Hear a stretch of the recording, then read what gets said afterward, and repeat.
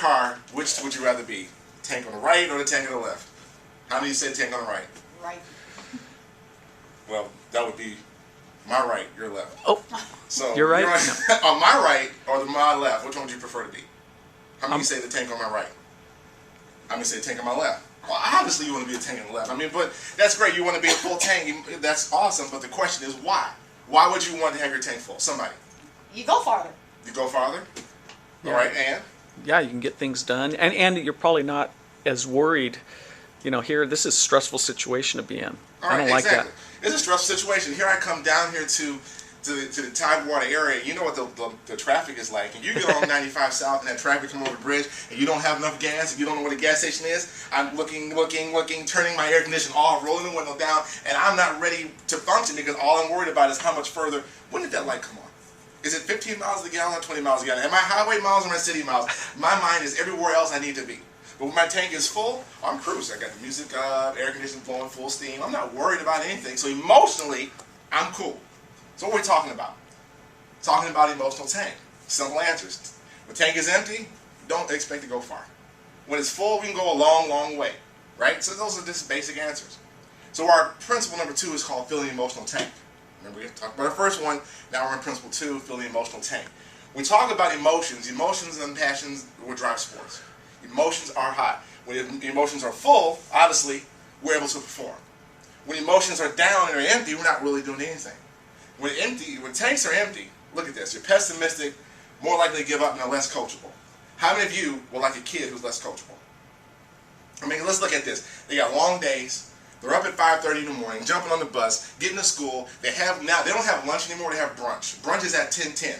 That's when lunch is. They don't go rest of the day, get picked up, go to Taekwondo. Their mom slows down, throws them off to practice, and give them to you. And you're supposed to be able to motivate this kid, right? How about us? We work all day, have to deal with some crazy boss, jump on 95, can't get anywhere, get to practice, here comes, and we're both emotionally drained. What kind of practice we're going to have? Not a good one. But when our tanks are full, we're optimistic. We deal better with adversity, and we're more coachable. I don't know about you, but I need somebody who's a little bit more coachable and have to be energized. You know, like they say for speakers, when you go into a crowd, the goal is to be just above the energy level of your crowd. And again, tonight is not a difficult task. Because I know you didn't want to be here. I saw you when you came in. Oh, I don't want to be here tonight. I didn't want to be here either. But we're here, so I have to get you up. Emotions are really, really important. Let me show you something right quick. My bag of tricks. Has anybody seen this book? 5 Love Languages. Most of the time, men don't ever have seen this book, and all the ladies say, yes, they have. It's a relationship book. I don't know why somebody gave it to me, but it's important. And it talks about in relationship, there's 5 languages that we all speak. Everybody speaks a language, and when you hear this language spoken to you, you interpret love a little bit more. We're talking about love language, right? And the 5 languages are, let's see, it's touch, deeds, acts of kindness, words of affirmation, quality time, and gifts. I think those are the 5. So if you understand these languages, I can speak to you a little bit clearly.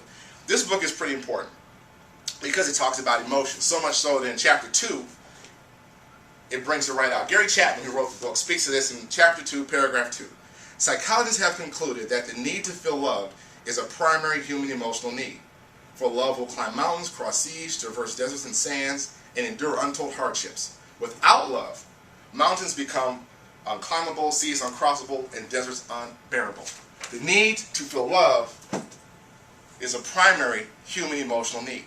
So, if we can understand our kids are involved, they're engaged, they want to be a part of something, on Maslow's hierarchy of needs, they're talking about group and involvement. When you get to those points, we get our kids emotionally involved, and that's really, really important. Right? Oh, what happened to my clicker? So, let's talk about how we drain and fill tanks. As parents and as coaches, we are master tank destroyers. I don't know about you, but I can drain my kid's tank from about 60, 70 yards away with one of those looks.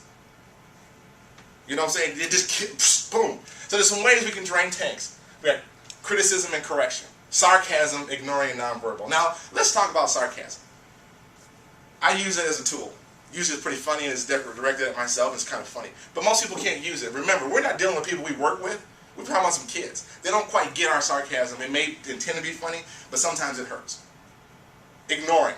If you ask the question, you're going to have to listen to them. If a kid comes to you and says, Coach, I see something happen over here. Not right now, I'm coaching. Don't bring me anything extra. I'm coaching. I have my plan. You'll get no more intel from that kid at all, ever. And of course, nonverbal. Kicking things, throwing stuff, that all drains tanks because kids are looking for that feedback and you're giving them nothing, they're going to drop. But if you want to fill a tank, you want to give truthful and specific praise. Expressing appreciation, listening, and nonverbal. When you truthful and specific praise, if I could, I would eliminate this phrase. Way to go. Where am I going? That's what the kid's saying. What, going where? Going how? Way to get back on defense and get that baseline. Love it, love it, love it. That's truthful and specific, right? Express appreciation. Hey, I love the fact that you guys recognize that on time means early, and early is on time. I love it. We're ready to go. You're waiting on me. Never wait on coach. All of those things is awesome. Let's get it in. And you want to listen. You ask a question, eye contact. Listen to what they got to say. Maybe something that's very, very important to that young player. And the fact that you've listened, now you're building that rapport. So when you have to impart your wisdom as coach, they can now hear it, right? And of course, nonverbal. High five, way to go, all of that. That means something to the kids. So those are some ways to help fill tanks and get it going.